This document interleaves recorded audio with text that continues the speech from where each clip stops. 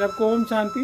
नारायणम नमस्कृत्य नरम चौ नरोत्तमं देवीं सरस्वतीं व्यासं ततो जय मुदीरे।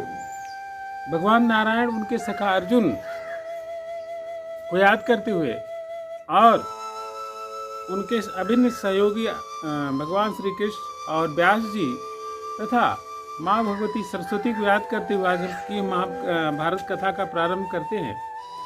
जब भीष्म जी ने 9 दिन युद्ध किया तो बहुत भयंकर तबाही मची पांडव सेना में और उनके आगे कोई टिक नहीं पाता था। तो सबने सलाह किया कि युधिष्ठिर जी से पूछा जाए कि आपके इस शरीर के आपके अंत का क्या उपाय हो सकता।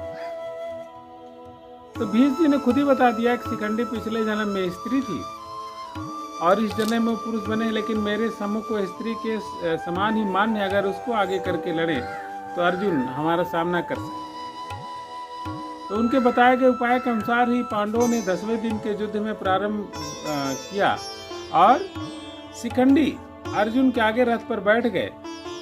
और जब युद्ध प्रारंभ हुआ तो भीष्म ने अर्जुन के ऊपर या उस शिखंडी के ऊपर बाण चलाना अपना कर्तव्य नहीं समझा और उनके बाणों के वेग को सहते रहे। और अर्जुन ने भी पीछे से जब बाण बरसाना प्रारंभ किया तो भीष्म उनके बाणों के आगे निहसाय हो गए और अर्जुन ने इतने बाण मारे, उनके शरीर में इतने बाण मारे कि कहीं भी तिल भर भी जगह रखने की उनके शरीर में जगह नहीं थी और सारे बाण उनके आर पार हो गए। अब देखिए, ऐसी अवस्था में भी भीष्म अपने रथ से गिर पड़े और लेकिन उन्हें अपने प्राणों को नहीं छोड़ा, क्योंकि उनके पिताजी का वरदान था कि जब तक आप नहीं चाहोगे तब तक आपके प्राण आपके शरीर को नहीं छोड़े। अब उस समय दक्षिणायन चल रहा था तो उन्होंने कहा कि जब तक उत्तरायण नहीं होगा तब तक मैं अपने शरीर का त्याग नहीं करूंगा। सूर्य भगवान जनवरी में माह में उत्तरायण हो जाते हैं और वैसे तो 23 दिसंबर या जब भी एक तिथि आती है उसके अनुसार होते हैं, लेकिन उस समय सूर्य दक्षिणायन थे तो भीष्म ने अपने प्राणों का त्याग करने का निश्चय नहीं किया और उनके गिरते ही कौरव और पांडव पक्ष के सभी वीर इकट्ठा हो गए। भीष्म ने कहा कि अर्जुन, मेरा सिर बहुत दुख रहा है, क्योंकि सिर मेरा नीचा है। तो अर्जुन ने अपने 3 बाण मार करके उनका बाणों का तकिया लगा दिया, जिससे उनका सिर कुछ ऊंचा हो गया। इसके अनंतर भीष्म ने कहा कि मुझे बहुत प्यास लगी है। तो बहुत सारे लोग अपना अपना मीठा जल और क्या करके ले आए। भीष्म ने कहा, नहीं, मुझे ये सब जल की जरूरत नहीं है।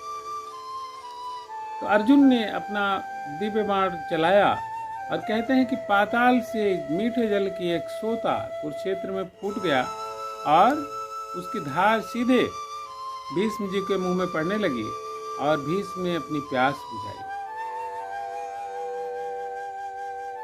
तो रात्रि के शाम के समय भीष्म की सुरक्षा का प्रबंध कर दिया गया। वहां पर घेरा बना दिया गया और सैनिकों का पहरा लगा दिया गया ताकि कोई जंतु जानवर या ऐसे उनको परेशानी न हो पाए।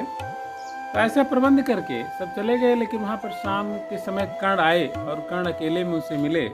तो भीष्म ने कहा, बेटा कर्ण, मुझे पता है कि तुम सूत पुत्र नहीं हो, तुम एक सारथी के बेटे नहीं हो, तुम एक कुंती प्रथा के गर्भ से पैदा हुए सूर्य पुत्र हो और तुम पांडवों में सबसे बड़े हो, इसलिए तुम्हारा जो यह आचरण है शोभा नहीं देता। अगर तुम पांडव पक्ष में चले जाओ तो महाराज युधिष्ठिर इतने धर्मप्रिय है तो तुम्हें तुरंत ही राजा बना देंगे और युद्ध का अंत हो जाएगा। तुम्हारे बल पर ही दुर्योधन अनावश्यक डींगे हाँकता रहता है, तो ये मान लो और ये जो संहार है रुक जाए। लेकिन कर्ण में भी दुर्बुद्धि बसी हुई थी और वह भीष्म की मानने योग्य बात को नहीं माना। उसने कहा कि मेरा यह कर्तव्य नहीं होगा कि युद्ध के मुहाने पर मैं दुर्योधन का साथ छोड़ दूं। काल की प्रेरणा से सभी प्राणियों को नष्ट होना था। तो खैर, भीष्म ने कहा, ठीक है बेटा, जैसा आप चाहो वैसा करो। और कर्ण जा करके, क्योंकि उसने प्रतिज्ञा किया था कि जब तक भीष्म नर क्षेत्र में रहेंगे तब तक मैं युद्ध नहीं करूंगा, तो कर्ण जा करके 11वें दिन युद्ध के लिए तैयारी करने लगा। और उसके आगमन से दुर्योधन को बड़ी प्रसन्नता हुई। जो भीष्म के जाने से उसके हृदय में दुख पैदा हुआ था, वो दुख कुछ कम हो गया। अब यह निश्चय किया गया कि कौरवों की तरफ से सेनापति कौन होंगे। तो सेनापति पद के लिए सर्वश्रेष्ठ निर्धारण द्रोणाचार्य को चुना गया और उनका विधिवत सेनापति के पद पर अभिषेक किया गया। सेनापति के पद पर आचार्य द्रोण का अभिषेक किया गया और दुर्योधन, दुशासन और कर्ण ने मंत्रणा किया कि अगर युद्ध को समाप्त करना है तो सबसे बेहतर उपाय है युधिष्ठिर को बंदी बना लिया जाए, और जब बंदी बना लेंगे तो युद्ध की शर्त रखी जाएगी और उनको कुछ हम राज्य भी वापस कर देंगे और पुनः फिर जुआ बुला करके जीत लेंगे और फिर इन्हें वनवास दे देंगे। तो यह है मंत्रणा द्रोणाचार्य को भी पता चल गई। लेकिन जब दुर्योधन ने उनसे प्रार्थना किया कि हम युधिष्ठिर को पकड़ेंगे, तो युधिष्ठिर को पकड़ने की प्रतिज्ञा जब द्रोणाचार्य ने कर लिया तो फिर पांडव पक्ष में यह बात फैल गई। उनके गुप्तचरों ने बता दिया कि ऐसा ऐसा हुआ है। तो सारे लोग चूंकि द्रोणाचार्य के रण कौशल को जानते थे तो युधिष्ठिर की सुरक्षा के लिए चिंतित हो गए और सब ने कहा कि हम प्रयास करेंगे कि ऐसा ना हो। तो अगले दिन 11वें दिन द्रोणाचार्य ने बहुत प्रबल युद्ध किया और धृष्टद्युम्न जो कि जन्मता है, उसका जन्म ही द्रोणाचार्य को मारने के लिए हुआ था। उसने रोकने का बहुत प्रयास किया लेकिन द्रोणाचार्य नहीं रुके और ऐसा लगने लगा कि युधिष्ठिर पकड़े गए। चारों तरफ हाहाकार मच गया पांडव सेना में कि अब युधिष्ठिर पकड़े गए। तभी अचानक भगवान की प्रेरणा से अर्जुन का रथ उधर आया और उनके दिव्यास्त्रों की बौछार और उनके दिव्य बाणों की मार से कौरव सेना तितर बितर हो गई और आचार्य द्रोण के भी पांव उखड़ गए और वह अपने मंसूबे में कामयाब नहीं हुए।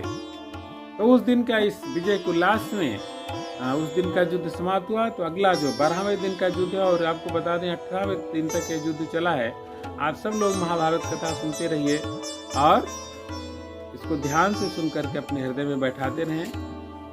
और अगर आप इस चैनल को सब्सक्राइब नहीं किए हैं तो सब्सक्राइब अवश्य करें और इस वीडियो को सभी दोस्तों को शेयर करें।